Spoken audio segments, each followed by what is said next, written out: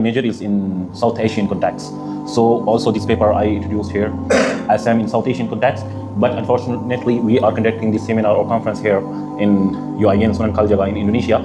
So I suggest you all to think, and you can see these studies or this paper in the context of Indonesia, Islam Nusantara or Nahdlatul Ulama. Okay, it's basically very familiarities and similarities between these two concepts, South Asian and Southeast Asian. Our youth, they have social media access, they have AI, they have curious minds, they want to ask questions, why this thing is prohibited in Islam and why this thing is allowed in Islam. So rather than they are asking the question from the ulama, they are going to ask these questions from AI or from YouTube or from intellectual scholars. So there is a vast difference between intellectual scholars and ulama as well. So this is rise of intellectualism. I will discuss this, the rise of intellectualism within the Muslim youth generations, girls and boys, in more than 750 times in Quran. Tells us about intellectualism, tells us about observation, tells us about reasoning. Throughout the Quran, there is 750 times Allah Ta'ala mentioned this intellectualism. لِيَتَدَبَّرُوا لِيَتَفَقَّهُوا لِيَتَفَكَّرُوا. That means Allah Ta'ala uses the same meaning of different words. So from the Quran we can see that Allah Subhanahu wa Ta'ala says us that you have to think, you have to reason, you have to think about it from your own self. You don't rely on someone's opinion. First of all, they argued and they took some rituals from Hinduism and they mixed it with Islamic traditions and Islamic knowledge, and then they given us a new Islamic values that, and sometimes that values contradicts Islam as well. That values maybe in form of urus, as we say, milad, as we say, and going for the rituals. And you can call it here Slamatan, as I know some of Slamatans here. It is very kind of similar of Slamatan.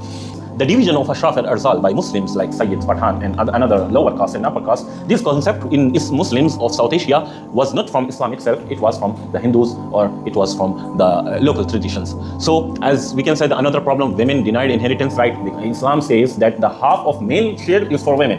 But if we see the areas of Punjab and areas of Rajasthan and many other states in India, so we can see that women are not giving the inheritance, only boys are considered to be inheritance. So this contradicts Islamic ethics and teachings. And the third thing is pre-Islamic custom overriding Islamic laws. The customs, the rituals, the marriages, and the way of divorce and everything that are contradicts the Islamic law.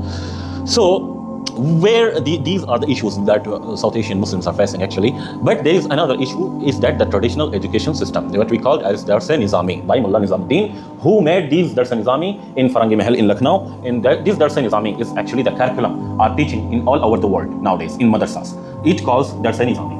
Kindly note out this Darse-Nizami because it's very important.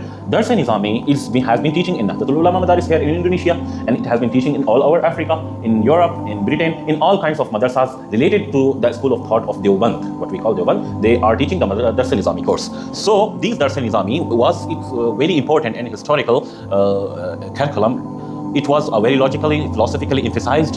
It was a very good and very adjective at that time. It was very important when it was launched at 18s. But for now, it's disconnected from science, it's disconnected from mathematics, from economics, from all the digital education systems, and it's limited worldly knowledge only that focuses on some interpretations of Quran and Hadith, very specific interpretations that are far away from biology, from science.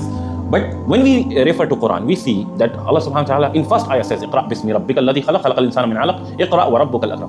Khalaqal insana min 'alaq. From the name of Allah, directly Allah converts to the biology. Khalaqal insana min 'alaq. How we have already some reformers that who have bridges this gap already. One of them, Sir Sayyid Ahmad Khan, the founder of Aligarh Muslim University, he says nature and Quran. Nature is work of Allah, and Quran is word of Allah. Nature is work of Allah and Quran is word of Allah. They cannot contradict.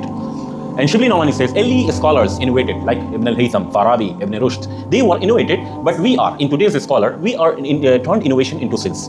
Abul Kalam Azad was a very famous politician and first education minister of India, says that Quran addresses intellectual first, reason, reflect, consider. Muhammad Iqbal Lahori, Allama Iqbal says that closing gates of ijtihad was a human. Ijtihad means independent scholarly innovation. In the good term, was a human decision, not a divine. Allah doesn't say that we don't do ijtihad. My conclusion is that Allah left Islamic law open-ended as divine provision for evolving human societies, not from our side but by design.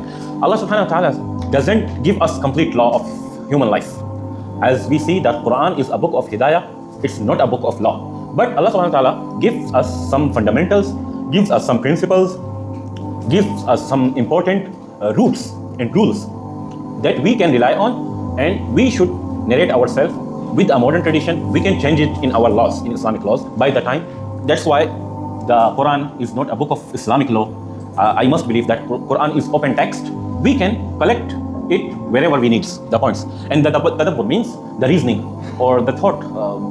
The thought field is open for everyone, basically. Tools of reasoning we can use. Now we must see that if the final conclusion we are going on, that if Muslim youth follow the scholars and follow YouTube and follow AI, there is a very point of misinformation from these platforms, because social media or AI, it works on algorithm. It didn't work on the facts.